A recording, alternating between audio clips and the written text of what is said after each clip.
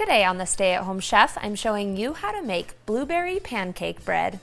We're taking all of the goodness of blueberry pancakes and turning it into a loaf. Not only is this super delicious, it's also really convenient too, so you're not cooking up individual pancakes. To start, preheat your oven to 350 degrees Fahrenheit and lightly grease a 9-inch by 5-inch loaf pan. Then we'll start making our batter, starting with 2 1/4 cups of all-purpose flour, 3 tablespoons of sugar, 1 teaspoon of baking soda, and about 1/2 to 3/4 of a teaspoon of salt. I kind of like mine on the more savory side, so I add 3/4 of a teaspoon.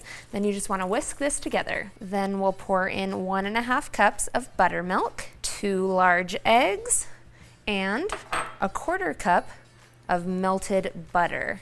Then you want to whisk this all together until it's well combined. Once you have that all mixed together, it's time to add in our blueberries. You can use either fresh or frozen. If you're using frozen though, you'll need to thaw them and pat them dry. You want them to be as dry as possible. You'll need about 6 ounces or 1 cup. Then use a rubber spatula to gently fold the blueberries into the pancake bread batter. Then we'll transfer this all to our prepared loaf pan. You'll want to smooth that out a little bit so that the batter is fairly evenly distributed in the pan. Now you can bake it up just like this, or you can do what I'm gonna do and add a crumble, because who doesn't love a crumble? A crumble is fairly simple. You'll need 1/2 cup of brown sugar, 1/2 cup of all-purpose flour, 1/4 teaspoon of salt, and some cubed butter. I'm using 1/4 cup of cold salted butter, and you can see I've cut it into little cubes.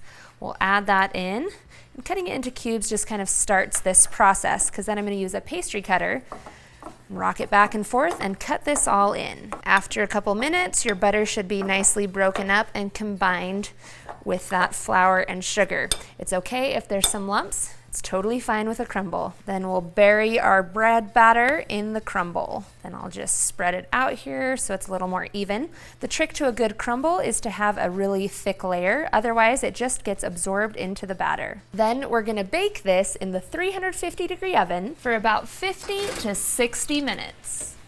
After 50 to 60 minutes, you should have a beautiful loaf. Let it cool in the pan for 10 to 15 minutes before removing.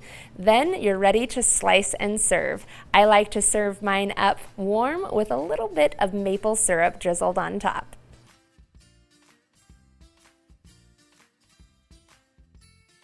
Thanks for watching. You can find the full written recipe in the video description. Be sure to subscribe, like, and follow, and check out the rest of my videos where you can find hundreds of restaurant quality recipes you can easily make at home.